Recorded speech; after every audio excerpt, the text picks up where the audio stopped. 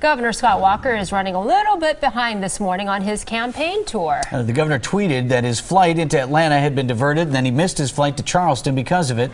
The governor has 3 stops planned today in South Carolina. Even with the delay, Walker is still expected to make his meet and greet this morning. Yesterday, he was out in Las Vegas. And our Charles Benson is going to catch up with the governor on the campaign trail today. We're coming up on 6:45, and Charles is working on this for us right now. Charles, where are you at? Good morning, Vinny and Susan. We're at the Chicago O'Hare Airport heading to Greenville, South Carolina. They tell me there's some good golfing down there. You guys know anything about that?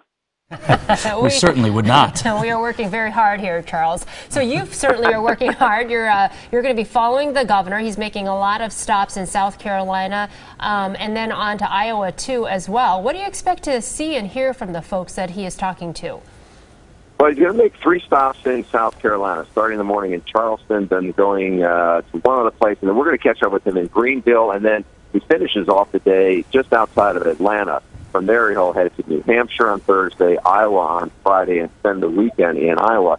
And pretty much the speech we heard on Monday is the speech we're going to hear throughout the week. That is his stump speech. That is what he talks about, his issues, his record, his ideas.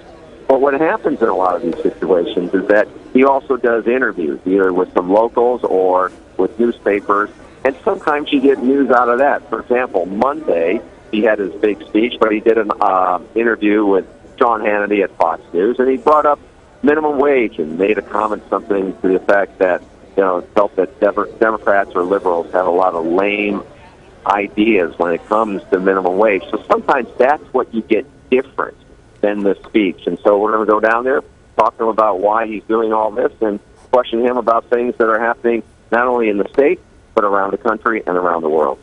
6:47 on today's TMJ4, talking with our Charles Benson, who's going to be catching up with Governor Scott Walker on the campaign trail. And we have a live picture from that Walker event that's set to take place in Charleston that Charles mentioned first. Charles, let me ask you about the governor. Another thing that he was doing yesterday was very active on Twitter, blasting the proposed Iran deal.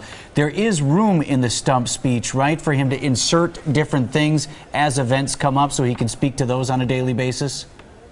Right. So he'll always want to do something topical of day, and yesterday was an example of that, talking about the Iran nuclear deal, saying that is something that he would not sign. He doesn't like it. Hasn't really been a big fan of things that are going on in Iran. He has talked about that over the last several months. But, yeah, you're right. He's going to take news of the day and try to, put his perspective on it. Keep in mind, there are 15 people running on the Republican side. So they're all trying to make news and trying to get the attention of the voters that they think will help them win the primaries, win the nomination. So they're always looking for topical ideas. And Charles, we of course are following the governor because there's a lot of interest in Wisconsin with his run for president. As you've traveled around with him and as you continue to follow him on the campaign trail, do you get a sense that nationwide people really know who he is or even are interested in finding out more? It's interesting you bring that up because they're not as familiar with him as we are.